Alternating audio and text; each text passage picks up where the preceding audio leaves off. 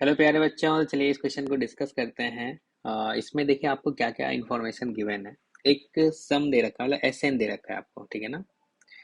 ये N terms का सम है। और अपने को क्या बोला है if the sum of first six term of an AP, ठीक है ना। एक एपी है जिसमें टोटल सिक्स टर्म्स हैं, फर्स्ट टर्म माइनस पी है एंड कॉमन डिफरेंस पी के इक्वल है। उस एपी का सम जो है इसके इक्वल है। बोला है then absolute difference between T20 and T15 terms, ठीक है ना। ये अपने को एपी का बताना है। तो पहला काम तो भाई अपने को एस एन फाइंड करना है, देन एन में 2025 जो है रखना पड़ेगा, वो वैल्यू फाइंड करना पड़ेगा। तो देखिए एस एन जो है क्या वो कुछ ऐसा है, क्योंकि वन को हमने लिख दिया वन इंटू सॉरी 1/2 को लिख दिया 1/1 इंटू 2।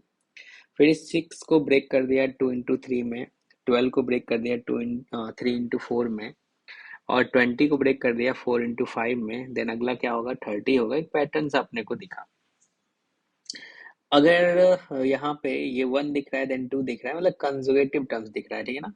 तो अगर एक को आर बोल दें तो दूसरा क्या हो जाएगा, R+1। बस यहाँ पे जैसे ये पैटर्न दिखा हमें समझ में आ गया जो भाई ये तो वीएन मेथड वाला पार्ट है, ठीक है ना। तो हमने फटाफट इसको स्प्लिट कर दिया भाई, 1/R 1/R+1।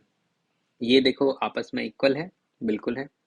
तो इसको वी आर बोल दो, इसको VR+1 बोल दो। हमें ये जो सम फाइंड करना है वो एन टर्म्स का सम फाइंड करना है, ठीक है ना। यानी कि आपको जो फाइंड करना है भाई वो है एस एन, ठीक है ना। जो है n=1 to n तक, ठीक है ना। यहाँ पे आर लिखे हो तो इसको आर लिख दो, r=1 to n तक। और यहाँ पे क्या है, टी आर है। ओके, तो हमने टी आर को ये वाला पार्ट लिखा। अब इसको वी आर बोल रहे हैं और इसको VR+1 बोल रहे हैं। क्यों? क्योंकि आर को अगर R+1 से रिप्लेस करेंगे तो ये वाला मिल रहा है। डिफरेंस कितने का है, 1 का है। अगर डिफरेंस 1 का है तो क्या हम लोग इस वाले पार्ट में जब 1 का डिफरेंस होता है तो क्या करते हैं, स्टार्टिंग से फर्स्ट टर्म लिखते हैं और एंड से फर्स्ट टर्म लिखते हैं। ये वाला छोटा है, छोटे वाले को छोटा में रखेंगे, बड़े वाले को बड़ा में रखेंगे, तो डायरेक्ट अपने को एस एन मिलेगा। तो हमें यहाँ से एस एन मिल गया।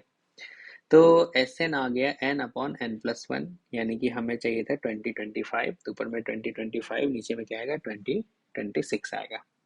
ओके,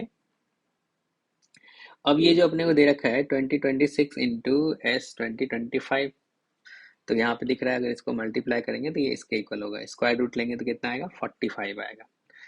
अब देखो उसने जो बोल रखा था जो भाई सिक्स टर्म का जो सम है वो किसके इक्वल दे रखा था, इसके इक्वल, यानी कि ये किसके इक्वल होगा, 45। तो यहाँ पे हमने एपी के सम का फॉर्मूला लगाया n/2 2a plus n-1 into D. हमें सारा इंफॉर्मेशन गिवन है।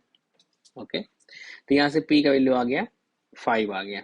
ओके, यानी कि हमें कॉमन डिफरेंस भी मिल गया, फर्स्ट टर्म भी मिल गया। अब हमें फाइंड करना था 820 - A15। A20 को क्या लिख दोगे, A+19D। A15 को क्या लिख दोगे, A+14D।